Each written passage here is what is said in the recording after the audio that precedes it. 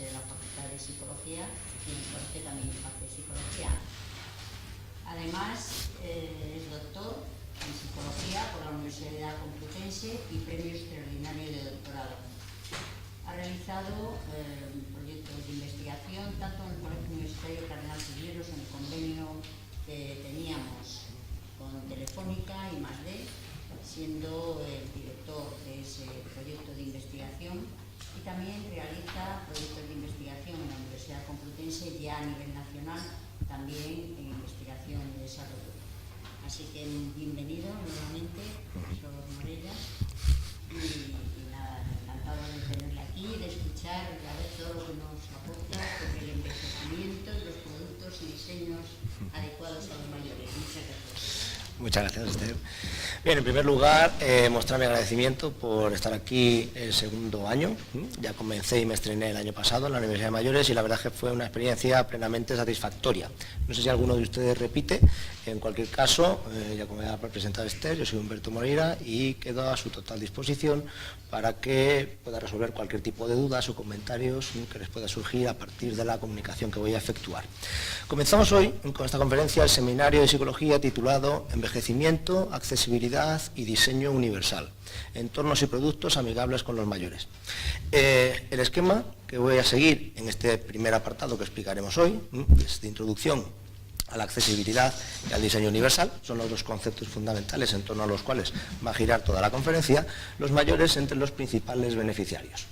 La idea clave de la conferencia de hoy es que las personas mayores están dentro de las personas que se benefician de las políticas de accesibilidad y en el marco de diseño universal.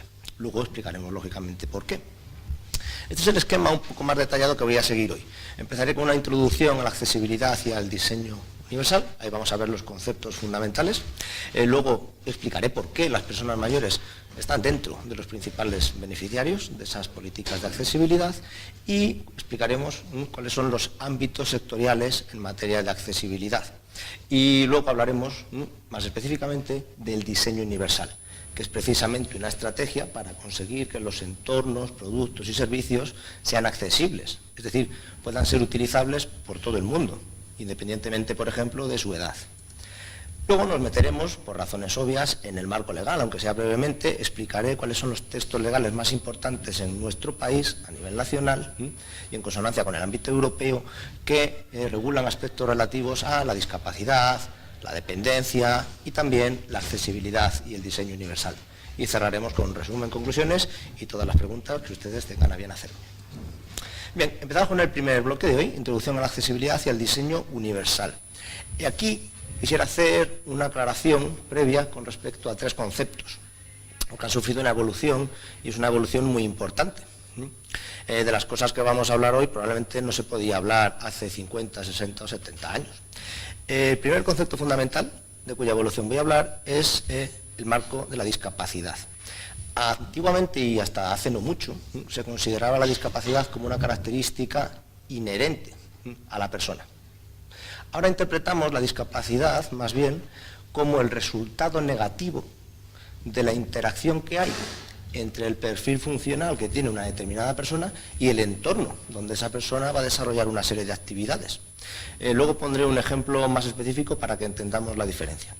El segundo concepto fundamental del que hablaremos hoy es el de accesibilidad, y aquí también tenemos que entender que la accesibilidad no se refiere solo, por ejemplo, a cambiar escalones por rampas o incluir ascensores en viviendas antiguas, que también.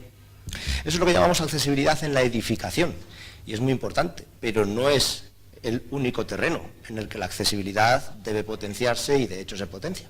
De tal forma que hablaremos de 4 ámbitos de la accesibilidad: edificación, urbanismo y también modos de transporte y comunicación e información. Y el último concepto que es importante entender que ha sufrido una evolución es el propio concepto de diseño.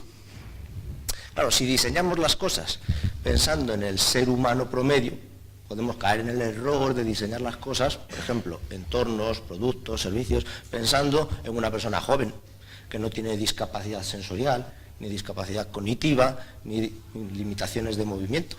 Si hiciéramos eso, pues claro, caemos en un error, porque automáticamente excluimos Es decir, dejamos fuera a parte de la población que no entra dentro de ese patrón o ser humano promedio. Es decir, en el diseño ahora tenemos muy en cuenta el concepto de diseño centrado en el usuario. Y claro, el usuario puede tener una diversidad funcional enorme. Por poner ese ejemplo, desde personas con a personas sin discapacidad. ¿De acuerdo? Bueno, las definiciones que vamos a ver ahora, yo ni me las he aprendido de memoria porque son enormemente largas. Simplemente las pongo para que sepamos de qué hablamos y no confundamos unos conceptos con otros. Por ejemplo, accesibilidad universal se define como la condición que deben cumplir todas aquellas cosas que manufactura el ser humano: entornos, procesos, bienes, productos, servicios, objetos, instrumentos, herramientas, dispositivos. Es decir, todo aquello que construye el ser humano y que por tanto es artificial, estaría incluido dentro de la accesibilidad universal como una condición que hace que todo eso sea utilizable en igualdad de condiciones por la mayor parte de la población posible, independientemente de sus capacidades. Bien, ustedes pueden pensar, vaya definición más larga, ¿de qué texto de arquitectura o ingeniería se habrá sacado esta definición?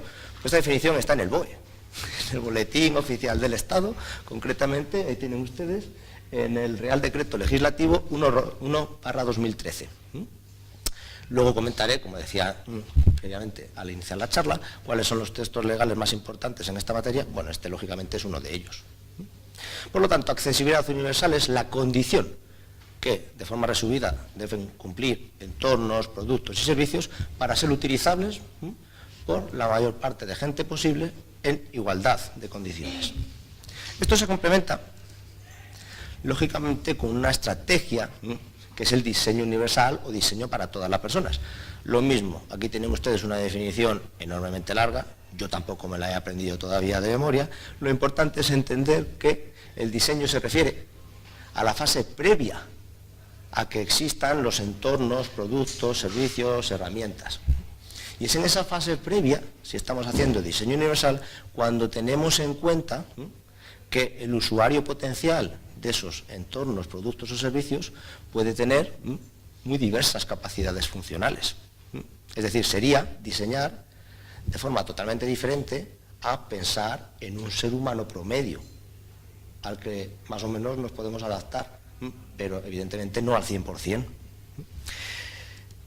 Como estas definiciones son enormes, he traído otras dos, mucho más de andar por casa, que se pueden utilizar, como hago yo, pues cuando estoy tomándome una cerveza o un café, con amistades o familiares.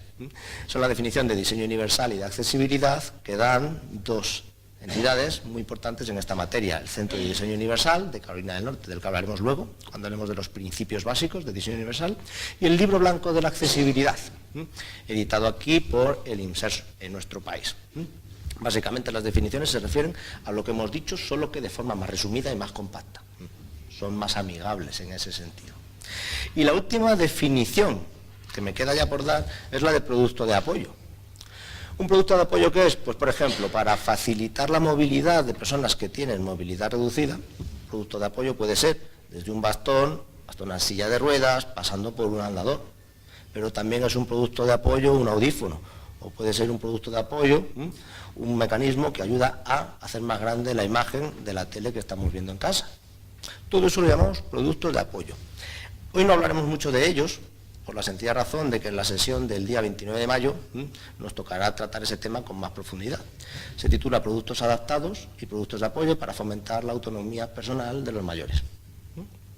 Bien, la idea esencial de toda esta introducción es que tenemos que intentar conseguir que los entornos, productos y servicios sean accesibles, y para eso tenemos básicamente dos estrategias. Una, diseñarlos en su concepción para que lo sean, y a su vez utilizar, porque no son dos estrategias incompatibles, productos de apoyo. Voy a poner un ejemplo, que es el ejemplo básico que ponemos en esta materia. Piensen ustedes en una persona que es usuaria de silla de ruedas. Esa persona usuaria de silla de ruedas puede mostrar una discapacidad en una situación concreta, por ejemplo, en una situación en la que para salvar niveles verticales solo hay escaleras, pero no tiene por qué mostrar ningún tipo de discapacidad si instalamos un ascensor. La persona es la misma, su producto de apoyo, la silla de ruedas, es la misma. Sin embargo, en una situación, el resultado negativo de la interacción crea discapacidad y en la otra no. Eso es un poquito el esquema que vamos a ir siguiendo en esta conferencia. Vamos a justificar por qué las personas mayores son unas de las principales beneficiarias de las políticas de accesibilidad.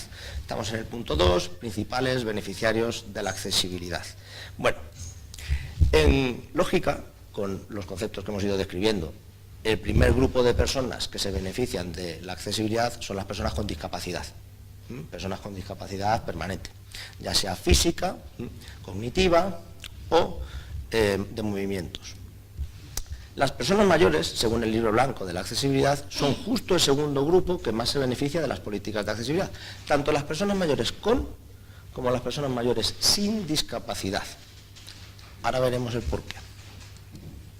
Y además, y por si esto fuera poco, hay un montón más de personas que se pueden beneficiar, y de hecho nos beneficiamos, y yo me incluyo, de la accesibilidad. ¿Por qué? Pues porque en un momento determinado podemos tener una discapacidad transitoria.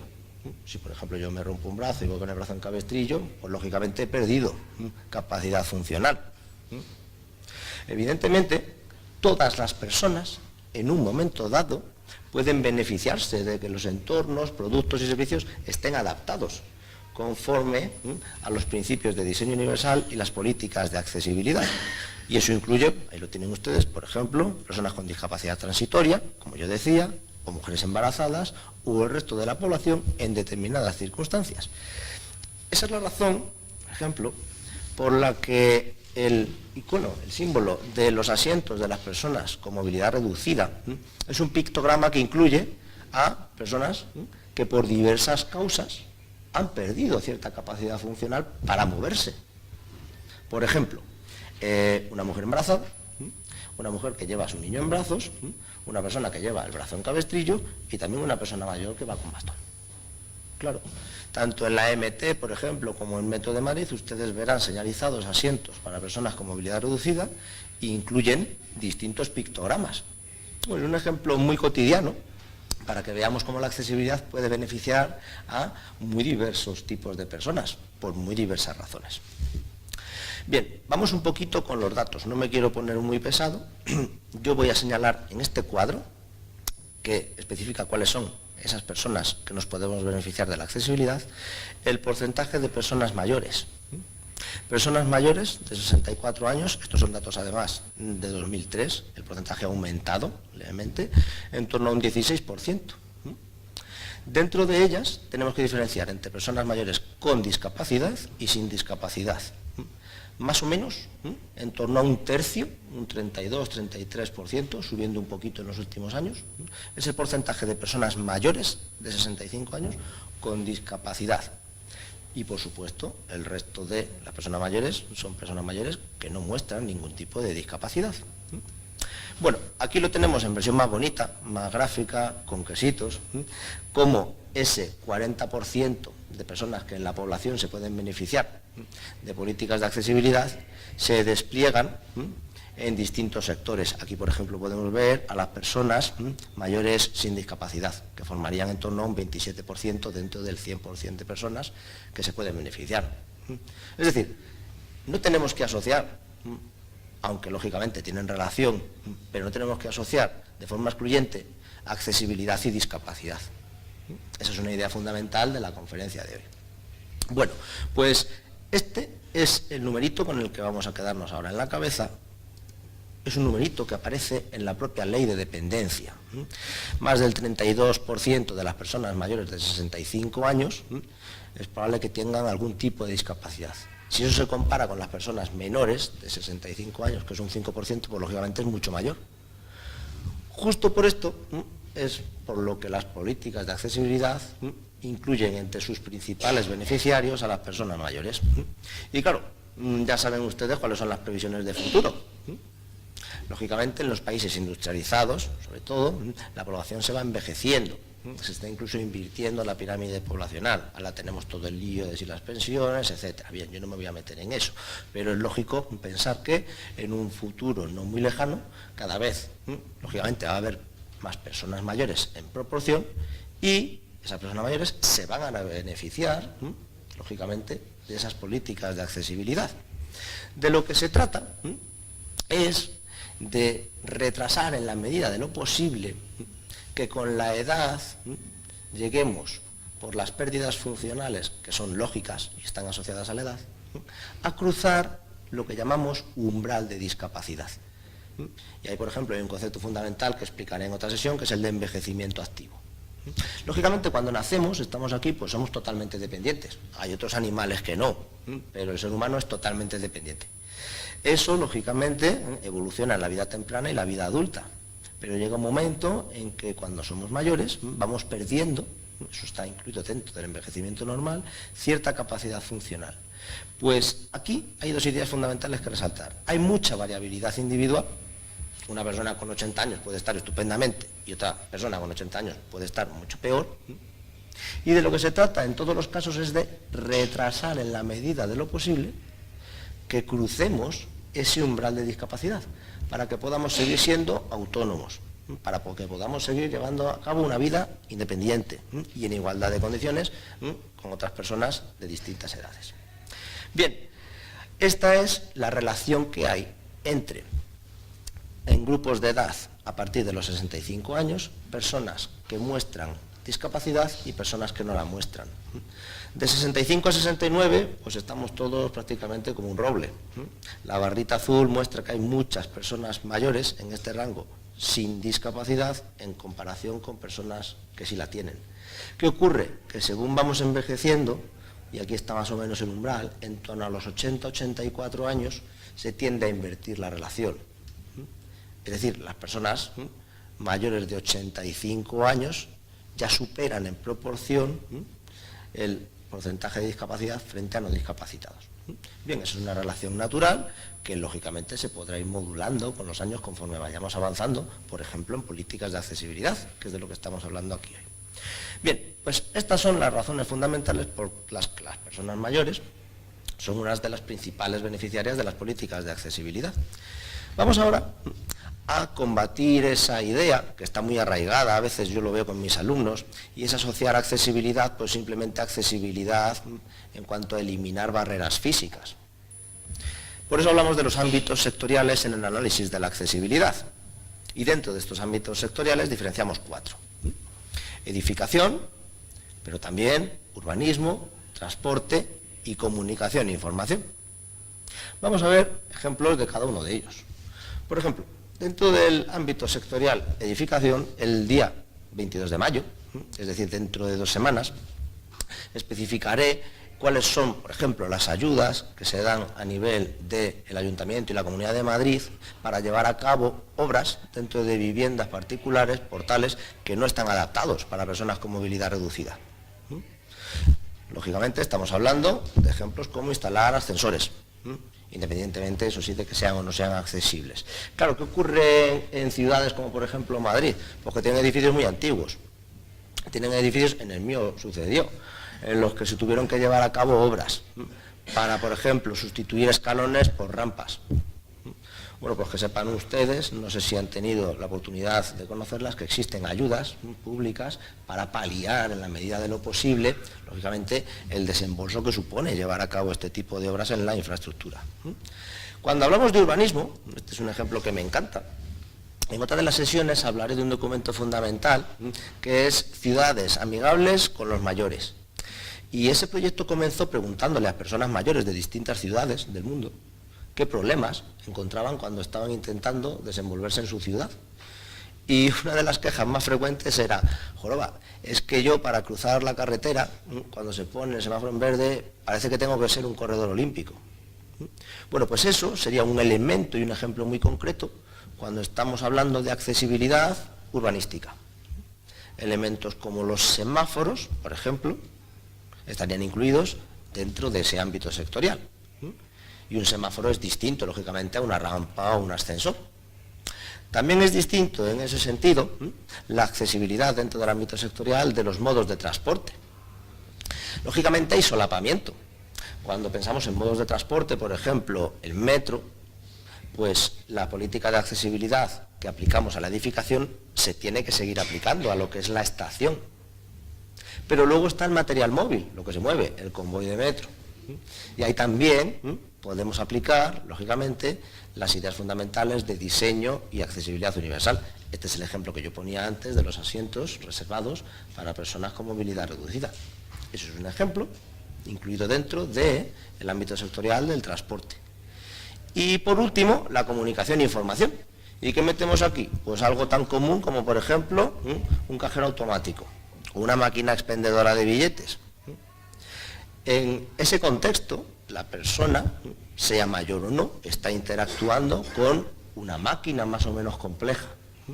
Cuando estamos usando un teléfono móvil, cuando estamos utilizando un teléfono fijo, también puede haber barreras de accesibilidad. Por eso, el cuarto gran ámbito sectorial de la accesibilidad es precisamente comunicación e información. Como es el menos conocido de todos, aun siendo muy importante, pues me he tomado la molestia de describir aquí brevemente a qué se refiere este ámbito. Pues estamos hablando de foros tecnológicos, de uso de informática, de Internet.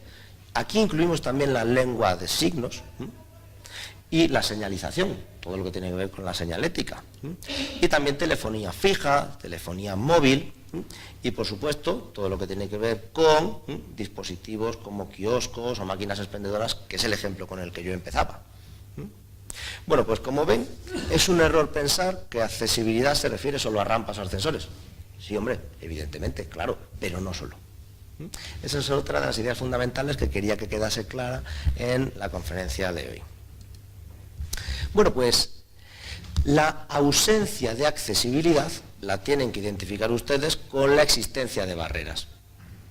De tal forma que podemos hablar de barreras arquitectónicas, que son las que están presentes en los edificios, barreras urbanísticas, que son las que están presentes en estructuras e instalaciones urbanas y espacios que no están edificados de dominio público y privado. Ahí podemos incluir el ejemplo del semáforo, pero también parques y jardines.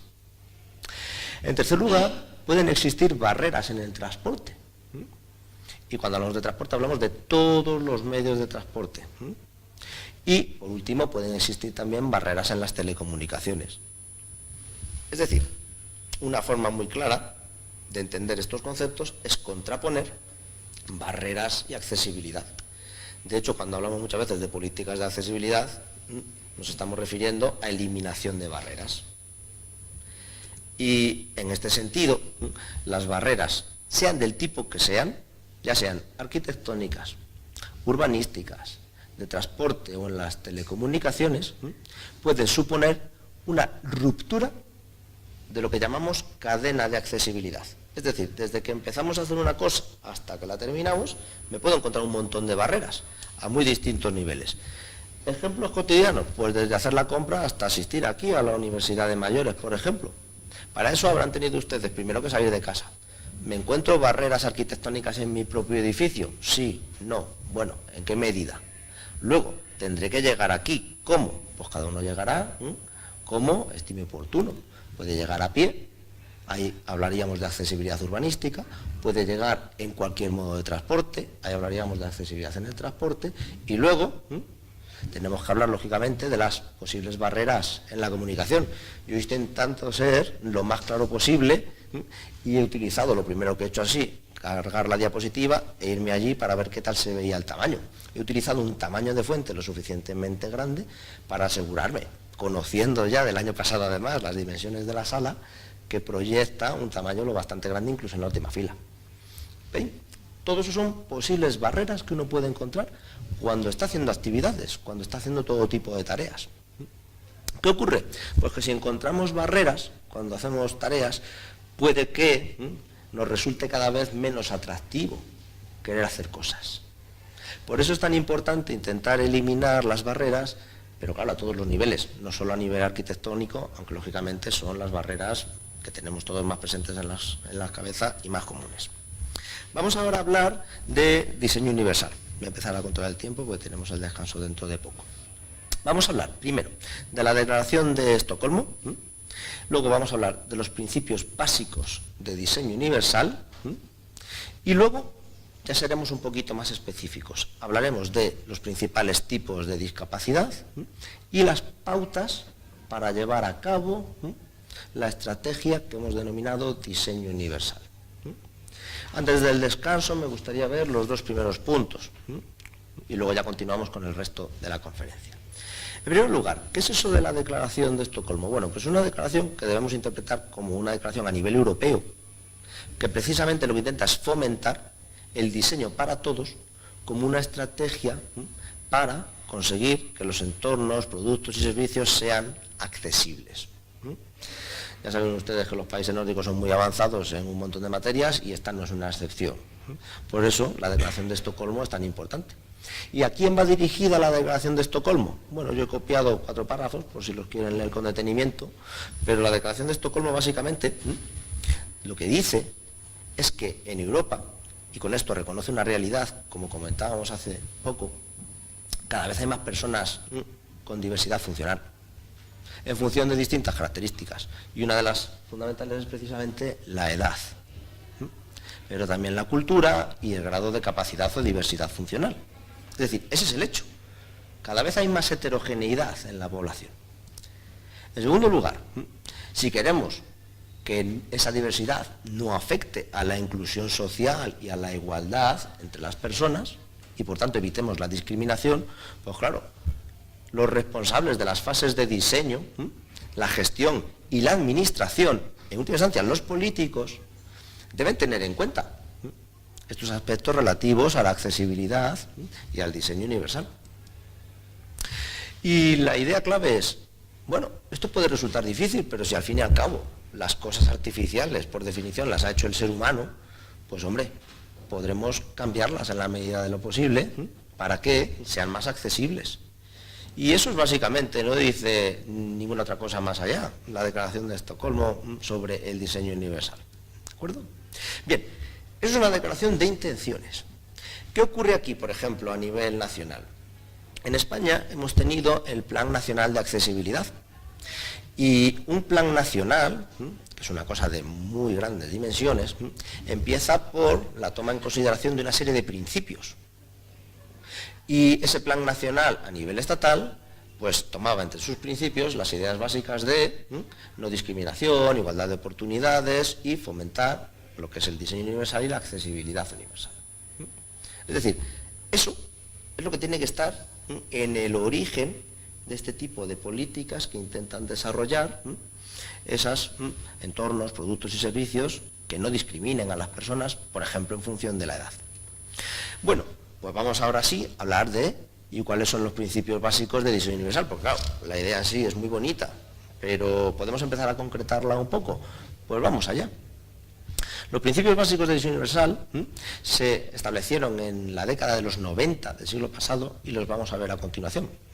Pero empezamos primero viendo la utilidad del diseño universal. El diseño universal se considera como el último de los avances de la ergonomía. La ergonomía es intentar adaptar entornos, productos, servicios a las personas y no al revés. Lógicamente, uniéndolo con una de las ideas principales de la conferencia de hoy. Si nos tomamos en serio que los usuarios potenciales pueden tener muchas capacidades diferentes, es decir, si pensamos en el diseño centrado en el usuario, lógicamente la ergonomía acaba, lógicamente, promulgando el diseño universal, porque intenta adaptar entornos, productos y servicios a la mayor parte posible de la población. Bien, ¿eso cómo se puede concretar un poquito? Pues intenta crear todo tipo de entornos, productos y servicios que no penalicen a personas que tienen, por ejemplo, limitaciones sensoriales, pero también limitaciones cognitivas y también limitaciones a nivel motor. Hablaremos luego de eso cuando hablemos de los principales tipos de discapacidad. Aquí tienen ustedes 2 definiciones de ergonomía, son equivalentes. A mí me basta con rescatar las 3 ideas fundamentales. Y es que la ergonomía lo que hace es aplicar lo que sabemos del ser humano en cuanto a sus capacidades, es decir, lo que puede hacer, y sus limitaciones, es decir, lo que no puede hacer, para incluir esa información en la etapa de diseño. ¿Y eso para qué? Pues para desarrollar entornos, productos y servicios que sean utilizables, porque ya están adaptados desde el principio en la fase de diseño a las características de las personas que los van a utilizar. Bueno, esto nos podría permitir desarrollar, ahora vamos a poner ejemplos más concretos, por ejemplo, productos y entornos adaptados para que los puedan utilizar personas que no pueden ver el producto. ¿Y por qué no lo pueden ver? Me da un poco igual, entiéndanme. Pueden ser personas que tienen, por ejemplo, baja visión, o directamente que son ciegas. Pero podemos ser nosotros mismos, que no tenemos problemas visuales, porque no podemos mirar el producto en ese momento. ¿Por qué el GPS del coche, por ejemplo, nos habla verbalmente y nos da instrucciones? Pues para que no desviemos la atención de la carretera. Otro ejemplo, personas que tienen problemas o limitaciones a la hora de escuchar. ¿Por qué se pueden tener problemas o limitaciones a la hora de escuchar? Pues porque podamos tener una discapacidad auditiva, pero también porque a lo mejor estamos en un ambiente muy ruidoso. En una estación a hora punta, los mensajes que se dan por megafonía no se entienden en absoluto, pero no se entienden ni las personas mayores ni las personas jóvenes. Por eso, una muy buena idea es aplicar lo que llamamos, lo vamos a ver enseguida, redundancia informativa. Es decir, dar la misma información por distintas vías y poner el mensaje también de manera visual. Otro ejemplo, personas que no puedan utilizar las manos, por ejemplo, porque han perdido fuerza o resistencia debido a la edad, porque tienen algún tipo de afección o deficiencia a nivel motor, o personas que las tienen temporalmente inutilizadas. Por ejemplo, hace mucho frío, están utilizando guantes muy gordos. En esa situación es prácticamente imposible manejar un teléfono móvil que tenga las teclas muy pequeñas. Lo que hacemos cuando apretamos es apretar a la vez un montón de teclas y no solo la que queremos. Y los ejemplos, lógicamente, se pueden multiplicar. Personas que tienen como lenguaje natural la lengua de signos, o personas que no pueden hablar en un ambiente porque no conocen el lenguaje o porque estamos en una biblioteca y tenemos que estar en silencio, o personas que tienen dificultades cognitivas a nivel de aprendizaje. Bueno, pues esto nos lleva a que una de las ideas básicas dentro del diseño universal es precisamente la redundancia informativa. Y voy a poner un ejemplo recurriendo a ese elemento que comentábamos antes, que es el semáforo. ¿Cómo nos dice un semáforo que podemos cruzar o no podemos cruzar? Nos lo dice de diferentes formas. Por ejemplo, utilizando el color rojo dice que no podemos cruzar si somos peatones o si somos conductores. Utilizando el color verde nos dice que sí. ¿Qué ocurre? Pues que hay personas que tienen problemas para discriminar colores. ¿Eso cómo se intenta solventar en el diseño de un semáforo? Si se fijan ustedes, la posición cambia. El muñequito rojo está siempre arriba, el muñequito verde está siempre abajo. Además, el muñequito rojo está parado y el muñequito verde está en marcha. Es decir, nos está diciendo de tres formas diferentes, gracias a la modalidad visual, que podemos o no podemos cruzar. Y por si eso fuera poco, porque hay personas que no es que simplemente tengan problemas de agudeza visual o problemas de discriminar colores, sino que es que tienen problemas más serios de baja visión. Pues el semáforo, según los principios de diseño universal, lo que hace que es emitir una señal acústica, un pitidito que nos dice que podemos cruzar o no podemos cruzar. Esa redundancia informativa también se utiliza, por ejemplo, a la hora de diseñar controles mediante los que introducimos información, por ejemplo, en un teléfono móvil. Los teléfonos móviles, desde hace ya mucho tiempo, nos permiten marcar un número o la marcación por voz. Dices el nombre de la persona a la que quieres llamar y automáticamente llamas, sin necesidad de tener que teclear. Bueno, pues esa es la idea de redundancia informativa y redundancia a la hora de introducir información. Bueno, vamos a ver cuáles son esos principios básicos de diseño universal y ya hacemos el descansito. Son estos 7 que tienen aquí. Vamos a poner un ejemplo de cada uno de ellos. Uso equitativo, flexibilidad de uso, uso sencillo e intuitivo, información perceptible, sería el ejemplo del semáforo que acabo de poner, tolerancia con el error, esfuerzo físico limitado y tamaño y espacio adecuados para la aproximación, manipulación y uso. Vamos con el primero de ellos. El ejemplo que utilizan los expertos de diseño universal ya en la década de los 90 para ilustrar el principio básico de uso equitativo, es decir, que no discrimine a las personas, es el de unas puertas que se abren de manera automática. Por ejemplo, pensemos en un supermercado. Unas puertas que se abren de manera automática permiten que pase una persona que lleva el carrito de la compra o que lleva bolsas con la compra cargada, o personas que van con un bastón, un andador, una silla de ruedas, o incluso ciclistas que se hayan parado a comprar una botella de agua. Efectivamente, es un ejemplo de un diseño que le viene bien a todo el mundo. Uso equitativo, no discrimina a nadie. Aunque yo no tenga fuerza para poder abrir una puerta, aunque no pueda girar un pomo porque tengo problemas a la hora de efectuar ese movimiento, no me penaliza el diseño de este tipo de puertas. Segundo ejemplo, flexibilidad de uso. No sé si hay aquí alguna persona zurda. Las personas zurdas muchas veces se quejan de que parece que, y tienen en gran parte razón, el mundo está diseñado para diestros. Pues efectivamente, claro, esa es la idea de yo diseño para la mayor parte de la población. ¿Y qué pasa con los demás? Bueno, pues el ejemplo que utilizan los expertos de diseño universal son unas sencillas tijeras que simplemente dándole la vuelta se pueden utilizar en igualdad de condiciones por personas diestras o personas zurdas, aplicando exactamente el mismo tipo y cantidad de fuerza. Tercer ejemplo, uso sencillo e intuitivo. Bueno, el ejemplo que utilizan los expertos en diseño universal son los típicos manuales de instrucciones del IKEA. Evítate tanto texto y con la letra muy pequeña y pon pictogramas muy grandes, muy claritos y una secuencia clara de acciones que tienes que ir llevando a cabo para hacer algo. Ese sería un ejemplo de uso sencillo e intuitivo. ¿Por qué explicar las cosas de manera difícil si se pueden explicar de manera más sencilla para que las entienda todo el mundo?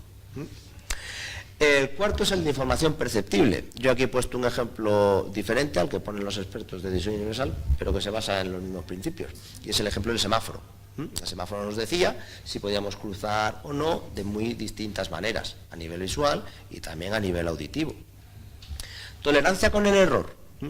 La tolerancia con el error es un principio que, ahí no nos vamos a engañar, es más fácil de implementar en ordenadores o en móviles que en situaciones de carácter más físico. El ejemplo por excelencia de la tolerancia con el error es la flechita de deshacer. Si ustedes están acostumbrados a trabajar con ordenador, la flechita de deshacer nos ha sacado a todos de un montón de apuros. ¿Por qué? Porque te permite revertir la última acción que hayas hecho y volver a un estado previo. Bueno, pues ese es el ejemplo básico de tolerancia con el error. Esfuerzo físico limitado. Aquí tenemos el ejemplo del uso de manivelas en las puertas sustituyendo pomos. ¿Por qué? Porque son mucho más fáciles de accionar. A mí me gusta también poner otro ejemplo en paralelo. En las estaciones de metro, sobre todo en las estaciones accesibles, encontrarán ustedes un botón de apertura fácil. Intentar abrir una puerta de metro aplicando poca fuerza es prácticamente imposible. Afortunadamente, aplicando este principio de esfuerzo físico limitado, en las puertas de apertura fácil, apretando un botón de gran superficie situado a la altura del usuario, se puede abrir la puerta de manera automática. Y el último principio sería el de tamaño y espacio apropiados para la aproximación. Y el ejemplo que voy a poner está también relacionado y coincido con los expertos de diseño universal de la Universidad de Carolina del Norte. En las estaciones de metro accesibles encontrarán ustedes un espacio dentro de los espacios reservados para tornos que tiene unas dimensiones mucho más exageradas, es mucho más ancho. ¿Y eso para qué? Pues eso es un ejemplo de implementación de los principios de diseño universal. Eso puede beneficiar a personas usuarias de sillas de ruedas, pero también personas que van con andador, personas que van con bici, con el cochecito de bebé, con el carrito de la compra, me da igual. Todo tipo de personas que necesiten en ese momento un espacio más grande para aproximarse y, en este caso, poder cruzar la barrera de los tornos de metro. Bueno, como ven, son 7 principios bastante lógicos y eso sí, tengo que ser, creo que lo he sido, pero bueno, por si quedaba alguna duda, honesto. Ya me gustaría, pero no son míos. La autoría de los 7 principios de diseño universal es de los expertos que en la década de los 90, como ya digo, en la Universidad de Carolina del Norte, se sentaron, entre ellos había arquitectos, ingenieros, diseñadores, etcétera, y dijeron, oye, ¿por qué no ponemos sobre la mesa una serie de principios para facilitar el acceso universal a los entornos, productos y servicios. Y estos son los principios de diseño universal. ¿De acuerdo? ¿Alguna pregunta? Si quieren, pueden preguntar ahora o hacemos el descansito, seguimos un poquito después, con ejemplos muy concretos y muy asociados a la vida cotidiana. Como ustedes quieran. ¿Paramos? Efectivamente. Si ustedes han viajado al extranjero, una de las cosas que más te limita es no conocer la lengua de las personas que tienes alrededor. Entonces, yo por ejemplo, hice un viaje, que es un viaje que se recomienda mucho, un viaje a Japón. Claro, en inglés más o menos pues puedes medio intentarte defender. Un idioma que utiliza directamente símbolos distintos al alfabeto al que tú estás acostumbrado, absolutamente imposible. Entonces, ¿cuál es un poco la estrategia que se sigue ahí? Pues la estrategia que se sigue ahí tiene que pasar por bien o los principios de diseño universal o utilizar una lengua común que suele ser el inglés. Exactamente, pictogramas, ¿vale? Mide una lengua muy extrema, pues si decimos francés o italiano, pues bueno, más o menos a lo mejor nos podemos defender. Muy bien, pues hacemos un descansito y volvemos ahora con el final de la conferencia. Bien, reanudamos la conferencia. Recuerden, lo último que habíamos visto eran los principios básicos de diseño universal. 7 principios que en la década de los 90, ya del siglo pasado, se establecieron en la Universidad de Carolina del Norte para conseguir fomentar la accesibilidad universal. Vamos a ver ahora cuáles son los principales tipos de discapacidad. Se veía mejor antes, ¿no?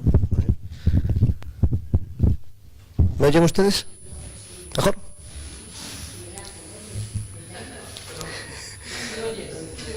¿Oyes? Afirmativo. Estaría bien que en una charla de accesibilidad no se oyera bien. Sería en casa de herrero, cuchillo de palo. Bien, continuamos pues. Los principales tipos de discapacidad se suelen agrupar en discapacidad sensorial, que a su vez se divide en discapacidad visual y auditiva, ¿de acuerdo?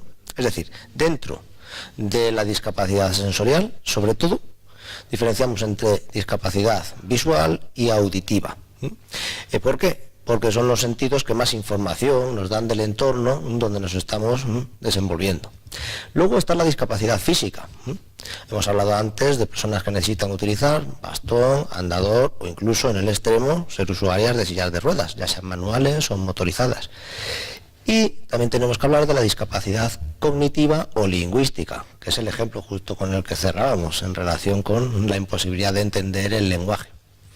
Bien, vamos a hablar ahora de las pautas para el diseño universal, es decir, aspectos más concretos que se tienen en cuenta a la hora de desarrollar entornos, productos y servicios que sean universalmente accesibles. Las pautas se suelen agrupar en torno a las siguientes dimensiones. Primero, dispositivos informativos o displays. Uno de los ejemplos con los que yo comenzaba la charla es el tamaño de letra que yo he utilizado. Eso que tienen ustedes delante es lo que solemos denominar un display visual. Es decir, un artefacto que te muestra información que se codifica a través del sentido de la vista. También podemos hablar de controles. Yo, por ejemplo, estoy pasando las diapositivas para atrás o para adelante gracias a un control que es el ratón del ordenador. Controles también son los botoncitos, por ejemplo, del teléfono móvil o de un cajero automático como veíamos antes. Luego están los movimientos, es decir, qué demandas físicas me exige, por ejemplo, interactuar con esos controles. Tengo que moverlos con la mano, con los pies, con los dos a la vez. Y luego está el tema de los manuales de instrucciones, como el ejemplo que poníamos antes de los manuales para montar muebles del IKEA. Es decir, lo que tiene que ver con la documentación.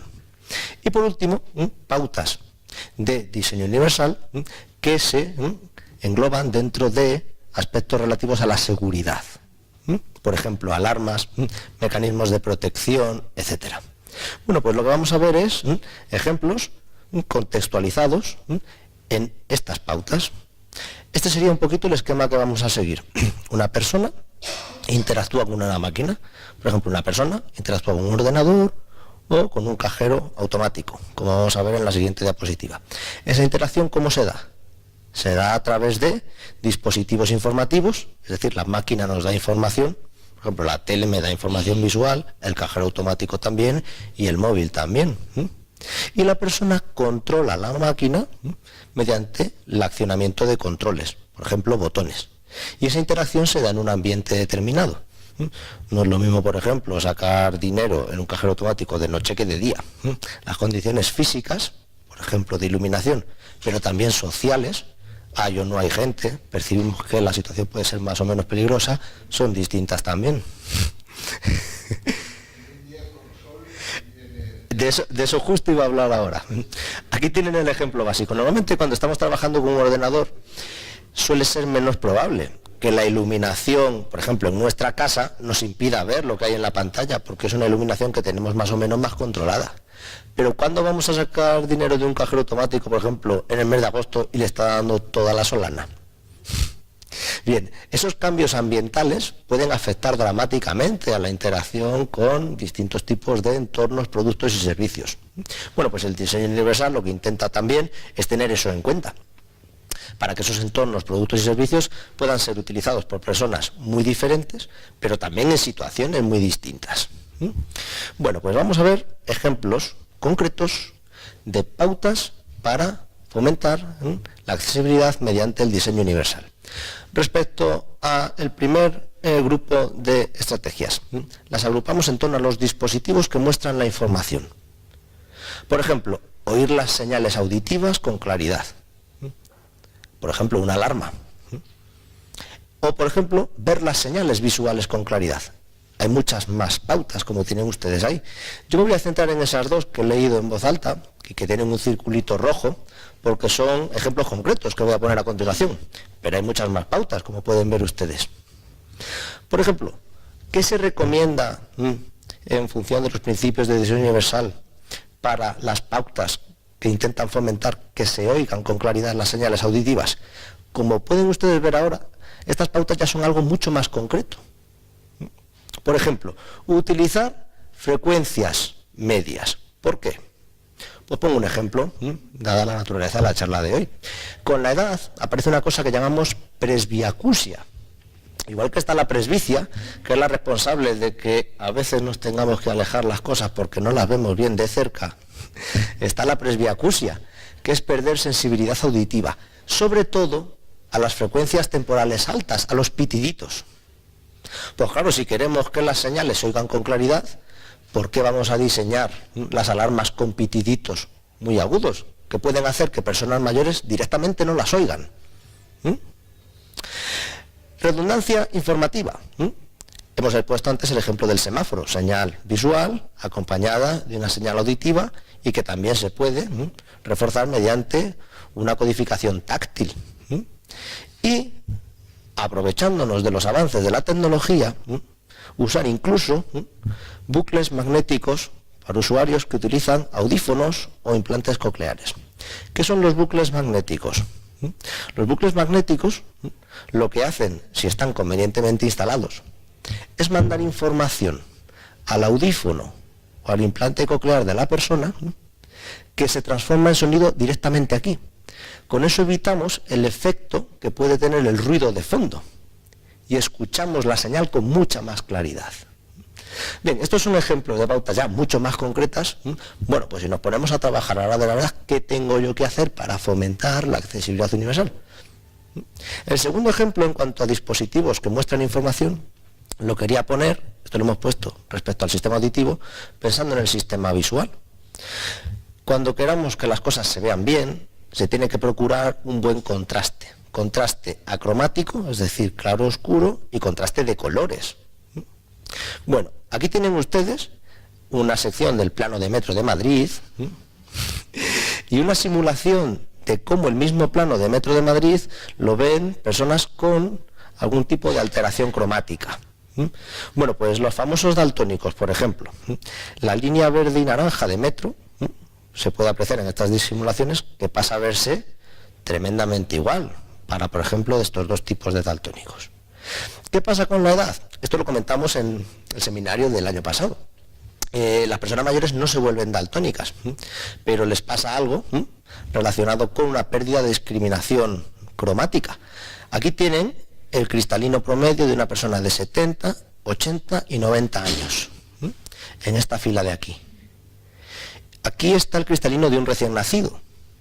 Conforme avanzamos en edad, sobre todo a partir de los 60 años, el cristalino se va haciendo cada vez más amarillento. Las famosas cataratas son aquellas que nos tienen que quitar para extraer una lente como esta, que es muy opaca, está muy amarillenta, y sustituirla por una lente mucho más transparente. Bueno, pues eso puede afectar a la discriminación de ciertos pares de colores. Y hay personas mayores que, por ejemplo, pueden tener severos problemas a la hora de discriminar esta línea, que es más morada, con esta línea que es más marrón. Claro, si no tenemos en cuenta ese tipo de cosas cuando diseñamos materiales cromáticos, podemos confundir a la gente. Pues este es el segundo ejemplo que quería poner para resaltar, en este caso, el contraste cromático y acromático entre pares de colores. Claro, si usamos el color para codificar información, pues tendremos que usarlo siendo conscientes de que no todas las personas ven igual los colores. Un ejemplo básico también de aplicación de los principios de diseño universal. Vamos ahora con los controles, esos botoncitos que utilizamos para introducir información. Aquí voy a poner 3 ejemplitos.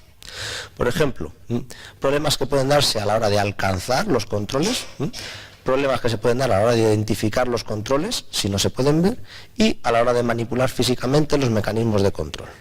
Respecto al primer ejemplo, algo tan sencillo como alcanzar el mando a distancia en casa. Eso puede ser una tarea que se va haciendo cada vez más difícil. ¿Por qué? Con la edad se da una cosa que llamamos reducción en los alcances, sobre todo en los alcances máximos. Es decir, estirando el brazo, la distancia máxima a la que podemos llegar. Yo he puesto el ejemplo del mando a distancia, pero vale para la interacción con cualquier tipo de dispositivo. Bueno, pues eso tendremos que tenerlo en cuenta a la hora de pensar dónde colocamos las cosas. Efectivamente, ubicar los controles tenemos que hacerlo dentro del rango de acción motora que tenga la persona. Eso se aplica a la hora de alcanzar un mando a distancia y se aplica también pues a la hora de cocinar. Por ejemplo, mis padres cuando hicieron obra en casa, una de las cosas lógicamente que hicieron es poner una cocina mucho más moderna y mucho más molona y estéticamente pues más bonita. ¿Qué pasa? Que cuando pasaron ciertos años, pues mi madre se quejaba de que le costaba mucho llegar a los alcances que tenía que ejecutar en esa cocina. Bueno, hay una estrategia que recomiendo aplicar y es la siguiente: cuando tengamos que hacer obras en casa, hagámoslas pensándolas no solo en el momento y día y hora de hoy, sino también en el futuro próximo. Bien, esto es un ejemplo sobre cómo la reducción de alcances puede afectar a las personas mayores a la hora de interaccionar con el uso de controles. Vamos con otro ejemplito: identificar los controles si no pueden verlos. Otra vez el ejemplo del cajero automático, pero ahora para otra cosa totalmente distinta. No sé si han fijado ustedes alguna vez estos botoncitos del cajero automático, pues uno de ellos, que es justo el 5, el del medio, tiene un puntito en relieve. Eso se utiliza muchas veces en teclados. ¿Para qué? Para que personas que tienen dificultades visuales, mediante el sentido del tacto, puedan ubicarse. Estamos aquí, este es el 5, entonces ya automáticamente tienes un mapa mental y sabes dónde están, por comparación, el resto de controles. Y lo mismo sucede aquí con las opciones de borrar o de darle OK al cajero. Cada uno tiene su codificación táctil, aparte de la codificación visual, mediante colores y numeritos. Y el tercer ejemplo es de la manipulación de los mecanismos de control. Por ejemplo, se recomienda que algo tan sencillo y tan frecuente como los interruptores estén situados a una altura media de en torno a unos 80-85 centímetros para que puedan llegar a ellos personas muy altas, pero también personas muy bajas, incluso usuarios de sillas de ruedas. Y que contrasten muy bien con el fondo. A veces nos tiramos 10 minutos buscando dónde está el interruptor de la luz. ¿Por qué? Pues porque está pintado de blanco y la pared es blanca. Pues hombre, intentemos ayudar a que las personas encuentren de manera sencilla dónde están ubicados los controles. Y este es un ejemplo muy bueno. Y por último, son mecanismos que tienen una superficie muy grande, para que incluso se puedan pulsar con la palma de la mano, con el puño o con el codo. si tenemos movilidad reducida o vamos cargados con la bolsa de la compra. Es decir, intentar evitar esos botoncitos pequeñitos que a veces no hay forma de acertar, a no ser que sean con la punta del boli. Otros ejemplos, estos relativos a la manipulación. Voy a poner el ejemplo de manejar físicamente y o abrir un producto. Pues es el ejemplo que comentábamos antes de sustituir, siempre que sea posible, los pomos de las puertas por manivelas. ¿Por qué? Pues porque las manivelas, está demostrado, son mucho más fáciles de manipular. Los pomos requieren un acercamiento, un agarre y un movimiento de rotación que puede ser realmente difícil para personas que tienen problemas en el aparato osteomuscular. Eso se sustituye por manivelas y desaparece automáticamente el problema. Una vez más, otro ejemplo de entornos, productos amigables con los mayores y personas que tengan problemas, en este caso, de movilidad articular. Ejemplo con respecto a la documentación. Yo esta presentación se la pasaré a Esther para que en su caso se la remita a ustedes. He intentado hacer una presentación, pues hombre, lo más clarita posible. Entonces, cuando queremos facilitar que se entienda la documentación, hay una serie de pautas. Ahí tienen ustedes algunas de ellas. Lógicamente esto es una presentación virtual. Si fuera física, lo suyo sería entregarla encuadernada, con una paginación y un índice para que encontremos rápido lo que queremos buscar, un buen contraste entre letra y fondo, una letra grande, como comentábamos antes, y utilizar ejemplos ilustrativos como pictogramas, etcétera. Y con respecto a la última de la agrupación de las pautas, pautas del diseño universal centradas en fomentar la seguridad, yo he puesto el ejemplo de algo también bastante cotidiano, que es la vitrocerámica. La vitrocerámica puede resultar un poco compleja a la hora de interaccionar con ella. Y esto no pasa solo a las personas de edad avanzada, también les pasa a mis alumnos. Cuando pongo este ejemplo les digo, ¿alguna vez habéis encendido por error un fogón de la vitrocerámica y ese no era el que queríais encender? Siempre dicen por ahí. Eso le ha pasado prácticamente a todo el mundo. Eso nos debe hacer reflexionar. Hombre, si todo el mundo se equivoca, ¿qué pasa? ¿Que todos somos tontos? A lo mejor es que no está bien diseñado. Pues efectivamente, los nuevos diseños de vitrocerámicas intentan evitar ese tipo de errores para que su uso sea más fácil y más intuitivo. ¿Y qué pasa cuando algún fogón por calor residual puede ser peligroso? Pues que la vitrocerámica nos suele informar con una lucecita de que cuidado, no pongamos ahí la mano porque eso sigue caliente. Bueno, pues eso se podría completar también utilizando algún dispositivo acústico, porque hay personas, claro, que lucecitas rojas muy pequeñitas, pues puede que tengan problemas para verlas. Bien, estos eran ejemplos, eso sí, he querido que sean ejemplos concretos de la vida cotidiana que ilustran cómo se pueden implementar esas que llamamos pautas de diseño universal. Porque claro, los principios están muy bien y todos los entendemos, pero se quedan a un nivel muy general. Sin embargo, estos son ejemplos ya mucho más concretitos que entiende todo el mundo. Y ahora vamos con el marco legal. Aquí no me gusta ponerme muy pesado, pero es necesario, lógicamente, referirnos a cuáles son los textos fundamentales en relación a la discapacidad, la dependencia y también la accesibilidad. Y por extraño que les pueda parecer, muchas de las cosas de las que estamos hablando hoy, a nivel de accesibilidad en edificios, accesibilidad urbanística, de modos de transporte y de comunicación e información, tiene su reflejo y viene impulsado por normativas legales. Más adelante, en otras sesiones, pondré ejemplos mucho más específicos, pero por lo menos quería que hoy quedara claro cuáles son esos textos legales fundamentales. Primero, tenemos un Real Decreto, que es el que aprueba cuál es el procedimiento para decir que una persona tiene o no tiene discapacidad. La discapacidad se puede deber a múltiples causas. Lo más importante a nivel conceptual que yo quiero destacar de este Real Decreto es lo siguiente. Una persona puede tener una deficiencia, imaginemos, por ejemplo, debida a degeneración macular asociada a la edad. Esa deficiencia le va a producir limitaciones en la actividad. Por ejemplo, cada vez verá peor, sobre todo lo que tiene proyectado en el centro de la imagen. Por ejemplo, va a resultar cada vez más difícil leer. Las personas con degeneración macular asociada a la edad empiezan a aprender un poquito a ver las cosas de reojo. Bien, eso puede o no puede causar una discapacidad en mayor o menor grado. Si adaptamos el entorno para intentar paliar que el entorno tenga efectos negativos en su interacción con el perfil funcional de la persona, estaremos una vez más implementando las pautas de diseño universal y fomentando la accesibilidad universal.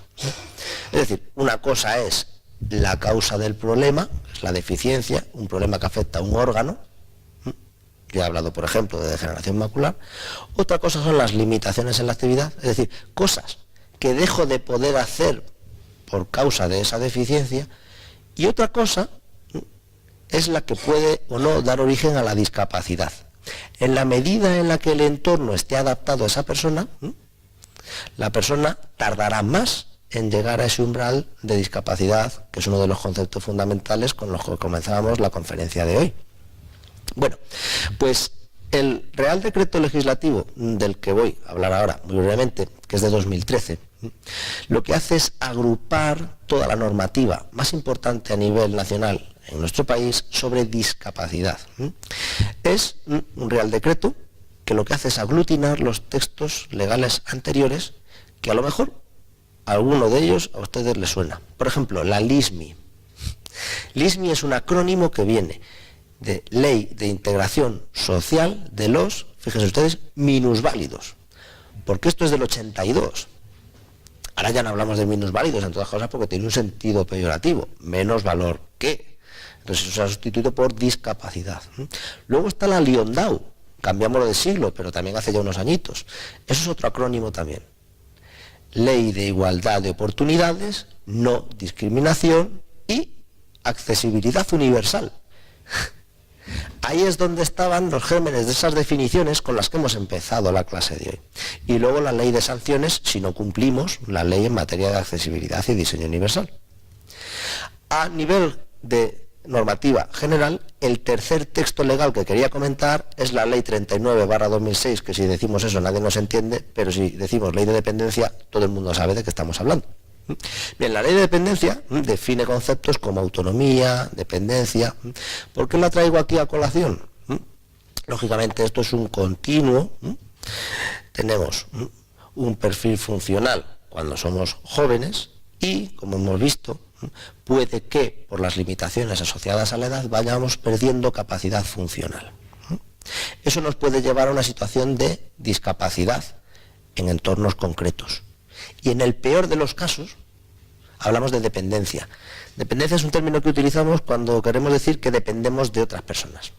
Es la forma más sencilla de entenderlo. Entonces aquí esta ley nos habla de autonomía, nos habla de dependencia y nos habla del concepto básico, que permite saber, mediante la aplicación del baremo correspondiente, ahora les diré a ustedes cuáles son, las actividades básicas de la vida diaria que pueden estar afectadas en una persona en concreto en una situación determinada. Y eso es lo que marca que una persona sea dependiente o no. El que pueda hacer o no, en mayor o menor medida, de manera autónoma, actividades básicas de la vida diaria. Hay otros conceptos interesantes en los que no nos podemos meter, por ejemplo, cuidados no profesionales frente a cuidados profesionales y asistencia personal y tercer sector. ¿Cuáles son esas actividades básicas de la vida diaria? Bueno, pues son las que voy a leer a continuación, porque soy consciente de que esto sí se ve más pequeñito. Comer y beber. Higiene personal relacionada con ir al baño. Lavarse. Realizar otro tipo de cuidados corporales, como por ejemplo peinarse o cortarse las uñas. Vestirse. Mantenimiento de la salud. Por ejemplo, solicitar asistencia terapéutica. Cambiar y mantener la postura del cuerpo.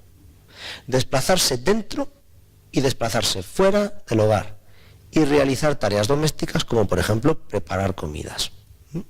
Todas esas son las actividades básicas de la vida diaria que se contemplan en la ley de dependencia. Lo que hacemos es, mediante un baremo, evaluar hasta qué grado la persona puede defenderse de manera autónoma y sin ayuda a la hora de realizar esas actividades básicas de la vida diaria. Y en ese baremo sacamos una puntuación y eso luego se pliega en no hay nivel de dependencia ninguno, o nivel 1, nivel 2 o nivel 3, dependencia leve, moderada o severa. Bueno, pues de todo de lo que estamos hablando hoy y que nos permite fomentar la accesibilidad mediante las dos estrategias básicas, que son el uso de productos de apoyo que aumentan la capacidad funcional de la persona y la implementación de los principios de diseño universal, en última instancia lo que intentan es evitar que las personas crucen ese umbral de la discapacidad y en última instancia dependencia. ¿De acuerdo? Bien, legislación a nivel más específico, aunque esto lógicamente lo desarrollaré ya más en otras sesiones. La legislación a nivel más específico lo que hace es dar cauce a las condiciones básicas de accesibilidad. Esas condiciones básicas de accesibilidad pueden afectar, como decíamos antes, a los 4 ámbitos básicos de la accesibilidad, que recuerden ustedes eran edificación, urbanismo, modos de transporte y comunicación. Bueno, pues, aunque nos llame la atención, efectivamente, tenemos textos legales en nuestro país, concretamente reales decretos, que lo que hacen es formular mediante ley cuáles son las condiciones básicas de la accesibilidad en ese terreno. En la sesión del día 22 de mayo, cuando hablemos de edificios, entornos, transportes y tecnologías amigables con los mayores, yo desarrollaré este tema. Pero bueno, para no quedarnos con muchas ganas, ¿de qué estamos hablando? Pues estamos hablando de un Real Decreto que dice cuáles son las condiciones básicas de espacios públicos, urbanizados y edificaciones. Este Real Decreto, que tiene 2 capítulos, dedica cada uno de ellos precisamente a la accesibilidad en edificios y la accesibilidad urbanística. Nos quedaba la accesibilidad en los modos de transporte, pues efectivamente, tenemos un Real Decreto que se dedica a la accesibilidad en los modos de transporte y otro Real Decreto que se dedica a la accesibilidad en el uso de las tecnologías. Es decir, es muy importante conocer que existen textos no solo para arquitectos, ingenieros, psicólogos, etcétera, sino también a nivel legal, que implementan cuáles son esas condiciones básicas de accesibilidad. Y como comentábamos hace un rato, todo esto viene de transposiciones de directivas europeas, realmente, porque en Europa y también en España nos estamos tomando, afortunadamente, cada vez más en serio el fomento de las políticas de accesibilidad y la implementación de los principios de diseño universal. Bueno, pues simplemente para ir abriendo boca, porque de esto hablaremos más en su día, el Real Decreto de Urbanismo y Edificación se divide en 2 capítulos. Claro, si uno coge ese Real Decreto e intenta saber, por ejemplo, cuál es la pendiente máxima que puede tener una rampa, no lo va a encontrar ahí. Solo va a encontrar que las rampas tienen que ser accesibles, con lo cual uno se queda un poco como, ¡ay, vaya! Tenía yo la ilusión de encontrar aquí la respuesta y no la encuentro. ¿Y por qué? Porque esas respuestas, lógicamente, requieren un lenguaje mucho más técnico. Y tiene uno que irse, nada más y nada menos, al Código Técnico de Edificación. Me basta simplemente con que sepamos que el Código Técnico de Edificación ha sido modificado precisamente para tener en cuenta aspectos relacionados con la accesibilidad. Y esto es, como quien dice, de antes de ayer, modificado en el 2010.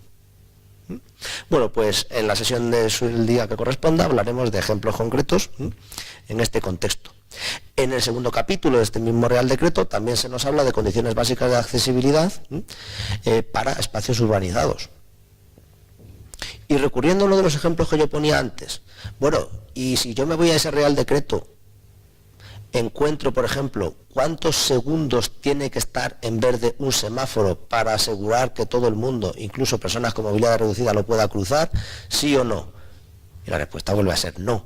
Eso es demasiado técnico para que venga ahí. ¿Dónde vamos a encontrar esa información? En una orden del Ministerio de la Vivienda, que es de 2010 también. Las fechas las estoy poniendo para que veamos que realmente esto es, y ha sufrido un impulso de antes de ayer. Efectivamente, en esas estamos. Y cerramos con los últimos reales decretos que me interesaba nombrar, que son, primero, los que se refieren a la accesibilidad en las tecnologías, y veremos un ejemplo en su día de cómo, por ejemplo, una persona mayor que visita la página web del IMSERSO puede encontrar información de manera muy sencilla, porque las páginas web de la administración tienen que cumplir unas condiciones básicas de accesibilidad. Me gusta cerrar con ese ejemplo para que recordemos que accesibilidad no es solo rampas o ascensores, también es mucho más. Y Con eso llegaríamos al resumen y las conclusiones y me hacen ustedes las preguntas que estimen oportunas. Bien, seré muy breve. La población en los países industrializados cada vez está más envejecida. Eso es un hecho y de ese hecho partimos. Existe una clara relación entre la edad y la probabilidad de tener algún grado de discapacidad, da igual que sea física, cognitiva, sensorial. No es una relación determinista, es una relación probabilística, porque hay mucha variabilidad interindividual. Ese es otro hecho. Lógicamente, las personas mayores, me da igual que tengan o no tengan discapacidad, están entre los principales beneficiarios, que era la idea central de la conferencia de hoy, de las políticas de accesibilidad. Y el diseño universal y los productos de apoyo son precisamente las dos estrategias que son complementarias, que permiten fomentar esa accesibilidad universal y que podamos tener entornos, productos y servicios que puedan ser utilizables en igualdad de condiciones por diversos tipos de personas con diversa capacidad funcional. Y por último, hemos cerrado con eso, existe una sólida base legal relativa a la accesibilidad y el diseño universal. Pero cuidado, porque esto pasa exactamente igual que pasa, por ejemplo, con la ley de dependencia. En última instancia, que esto se implemente o no y hasta qué medida, depende de la dotación presupuestaria que haya en cada momento. Yo, por ejemplo, imparto una asignatura que es adaptación de puestos de trabajo para personas con discapacidad y a mis alumnos, en este caso son de terapia ocupacional, se lo comento. Digo, aquí tenemos las subvenciones que hay para adaptar puestos de trabajo a personas con discapacidad, pero en los años de la crisis, sobre todo, se produjo una reducción en ese tipo de subvenciones. ¿Por qué? Porque claro, pues el dinero al final se tiene que repartir conforme a una serie de principios y de políticas. Y realmente, con eso quería terminar. Tienen ustedes también las referencias, tanto a nivel de manual como a nivel legal. Esto desde ahí no se ve, pero el ordenador en su casa se podrá ver. Por si quieren profundizar en todos estos temas, independientemente de que ahora pues quieran efectuar cualquier tipo de comentario. Por mi parte eso es todo. Muchas gracias.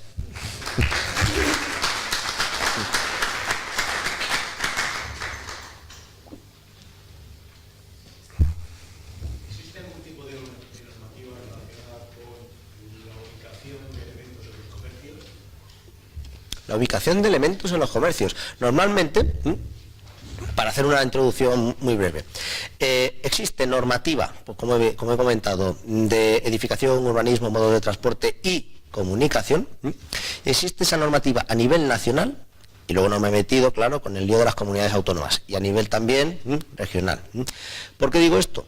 Porque hay una pauta que siempre se cumple, y es que tenemos que cumplir los requisitos de la normativa que se llama restrictiva. Es decir, la respuesta a esa pregunta depende de la comunidad autónoma en la que se pueda estar, porque hay comunidades autónomas en las que sí puede haber requisitos legales al respecto y otras en las que no, ¿de acuerdo? Sobre todo serían todos los relativos a aspectos de comunicación e información. Cómo se presenta la información mediante distintos tipos de letreros, ayudas de los empleados que están trabajando en el comercio, etcétera. Pero, y esta es la cruda realidad, en ese tipo de contextos lo que suele haber, o lo que yo me he encontrado siempre, son manuales de buenas prácticas. Los manuales de buenas prácticas tienen un nombre muy bonito, pero no son de obligado cumplimiento, efectivamente. Entonces, si a usted le interesa este tema, claro, hay empresas que por políticas, por ejemplo, de responsabilidad social corporativa, pues les interesa tocar más a ciertos colectivos, y entre ellos pueden estar, por ejemplo, los colectivos de discapacidad. Y eso es un beneficio mutuo, quiere decir, las empresas luego se enorgullecen de ello y con motivos, y lo publicitan. Y dentro de su misión, visión y valores dicen, y nos preocupamos porque las personas con discapacidad visual puedan ver o detectar nuestros productos. Entonces, eso va más bien por, a día de hoy, la vía de las buenas prácticas, que son de cumplimiento voluntario.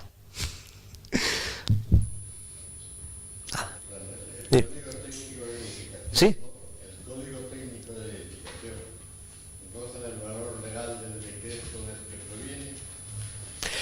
El Real Decreto que aprueba el Código Técnico de Edificación tiene el rango de normativa legal que debe cumplirse. ¿Qué ocurre?